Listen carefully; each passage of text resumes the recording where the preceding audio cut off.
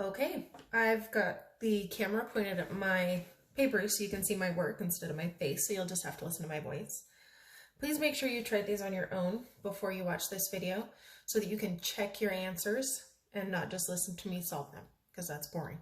Okay, this first one I thought was fairly basic. We have 5 whole pieces and 4 whole pieces, so I know right away that this fraction is greater.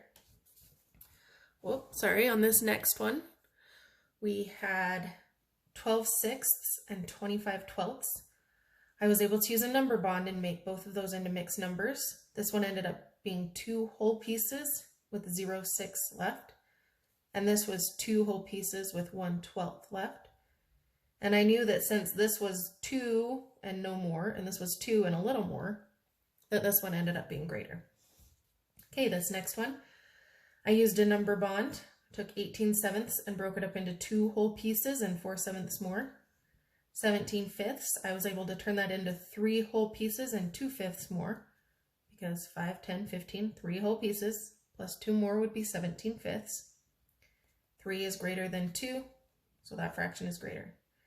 This one I did in my head, and I know that some of you probably can still do that. We talked about it a few weeks ago when we were still in school, and we talked about being able to tell which one is bigger based on whether it's bigger or smaller or greater or less than 1/2. So what I mean by that is if I look at 5 and 5/8, I know that 5/8 is more than 1/2 because 4/8 would be 1/2. And if I look at 5 and 2/5, I know that 2/5 is less than 1/2 because half of 5 is like 2.5. So it's less than half. So since 5/8 is greater than 1/2, I know that this fraction is greater. This next one, 6 and 2/3 and 6 and 3/7, I thought the same way. I thought 2/3 is more than 1/2 and 3/7 is less than 1/2. So I know that this fraction is greater. This one, I used a number bond, turned it into 4 and 3/7, 4 and 0/8, which means this one is greater.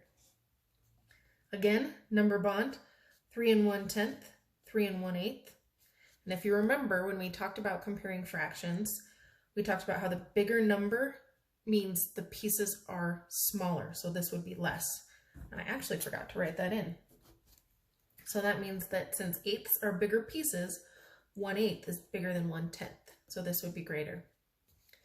The next one ended up being 3 and 3/12 and 3 and 1/6. Again, I forgot to write it in. But 3/12 would be greater than 1/6. On this one, there's no whole number here, and there's 3 whole pieces here. So this one's definitely greater.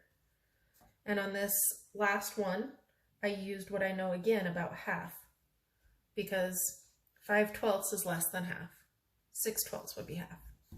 And 51/100 is more than a half, because 50/100 would be a half. So this one is greater since it's more than 1/2. Okay, I hope all that made sense. I'm sorry, it can be pretty complicating and it's hard to explain things on a video. I really miss seeing you guys in person. Go ahead and do your exit ticket. It's this next page over here, page 179. Okay, do that on paper, and then you're going to do the digital exit ticket so that I can check and make sure that you understand this.